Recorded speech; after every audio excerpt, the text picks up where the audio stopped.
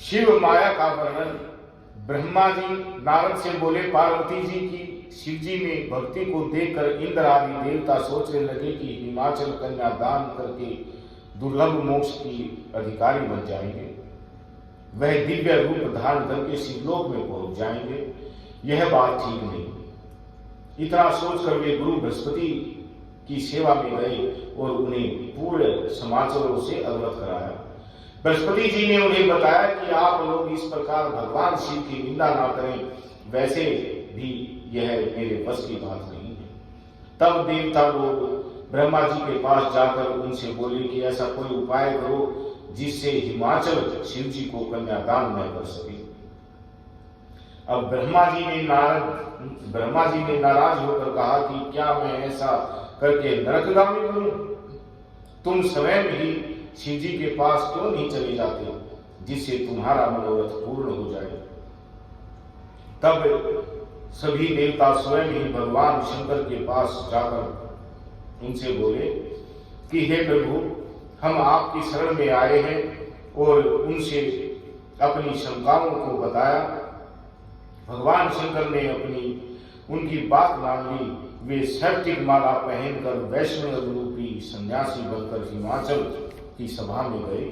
वे वहां शिव जी की निंदा करने लगे, जिसका परिणाम यह हुआ कि मैना और हिमाचल ने शिव को कन्यादान न करने का निश्चय कर दिया। जब ब्राह्मण वेशधारी ने शिव जी की निंदा की तो मैना घबरा गई और उन्होंने पार्वती का विवाह शिव जी के साथ न करने का निश्चय कर लिया। वह बोली कि मैं पार्वती को समुद्र में बहा दूं सकती हूं, परंतु शिव जी को अपनी कन्या नहीं दूंगी। इतना कहकर मैना विलाप करने लगी। भगवान शिव जी ने कैलाश पर पहुंचकर सप्त ऋषियों को बुलाकर कहा कि मैं पार्वती की तपस्या से खुश हूं और वह मेरी अर्धांगिनी बनने योग्य है, परंतु हिमाचल इसके लिए तैयार नहीं है। तुम वहां जाकर हिमाचल और मैना को समझाओ जिससे वे पार्वती का विवाह मेरे साथ कर दें। सप्त ऋषि हिमाचल के पास गए। हिमाचल ने सप्त ऋषियों का आदर सत्कार किया, उन्हें आसन प्रदान कर उनके पधारने का कारण पूछा।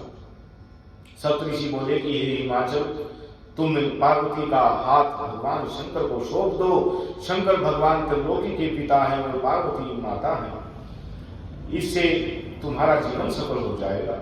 हिमाचल बोले कि आप सत्य कह रहे हैं, परंतु अभी अभी एक वैष्णव ब्राह्मण ने आकर मुझे उनके दोषों से अवगत कराया है, जिसके कारण पार्वती की माता मैना कोप भवन में जा रही। उनका विचार अब किसी भी कीमत पर उनके साथ अपनी बेटी का विवाह करने का नहीं है।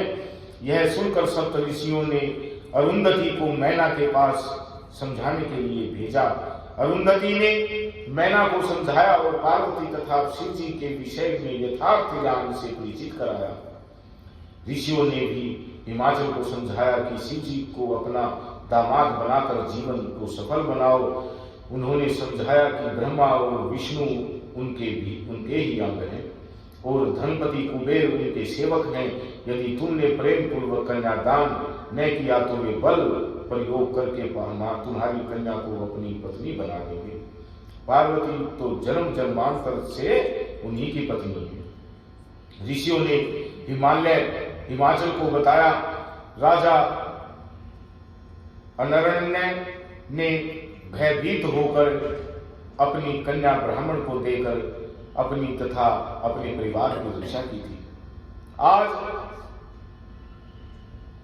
अनरण्य का नाम सुनकर हिमाचल ने ऋषियों से उनकी पूरी कथा सुनने का आग्रह किया।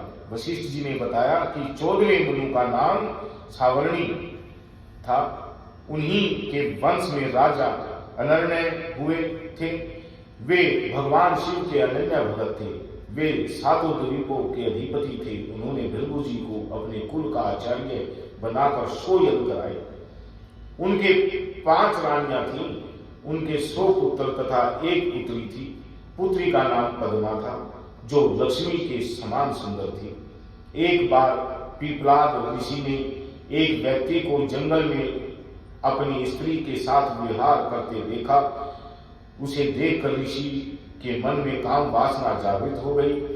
उनके मन में भी स्त्री प्राप्त करने की इच्छा होने लगी। एक दिन ऋषि पीपलाद ने पुष्प भद्रा नदी पर जाकर अनर्णय की कन्या पद्मा को देखा। वे उस पर मोहित हो गए। आसपास के व्यक्तियों ने उनकी हंसी उड़ाते हुए कहा कि यह राजा की कन्या है, आप उनसे अपने लिए मांग लो। लोगों की बात सुनकर ऋषि लज्जित हो गए। ऋषि ने शीघ्रता से स्नान किया और राजा के दरबार में गए। राजा से राजकुमारी का हाथ मांगा।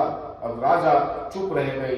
कुछ देर पश्चात राजा से ऋषि ने फिर कहा कि अपनी पुत्री का विवाह मुझसे कर दो, नहीं तो कुल सहित तुम्हारा नाश कर दूंगा। मुनि के धमकाने पर राजा रोने लगा। राजा विचारने लगा कि इस बूढ़े ऋषि को कन्या कैसे दी जा सकती है। उसी वक्त राजपुरोहित तथा राजगुरु वहां आए। उन्होंने राजा को समझाया कि कन्या का विवाह तो करना ही है, अतः कुल की रक्षा के लिए ब्राह्मण को ही कन्या भेंट दी जाए। राजा ने राजगुरु के समझाने पर कन्या का हाथ ऋषि को पकड़ा दिया। पद्मा के साथ ऋषि पीपलाद विवाह करके अपने आश्रम पर चले गए। राजा भी राज्य को त्याग कर वन को चले गए। इस गम में रानी की मृत्यु हो गई।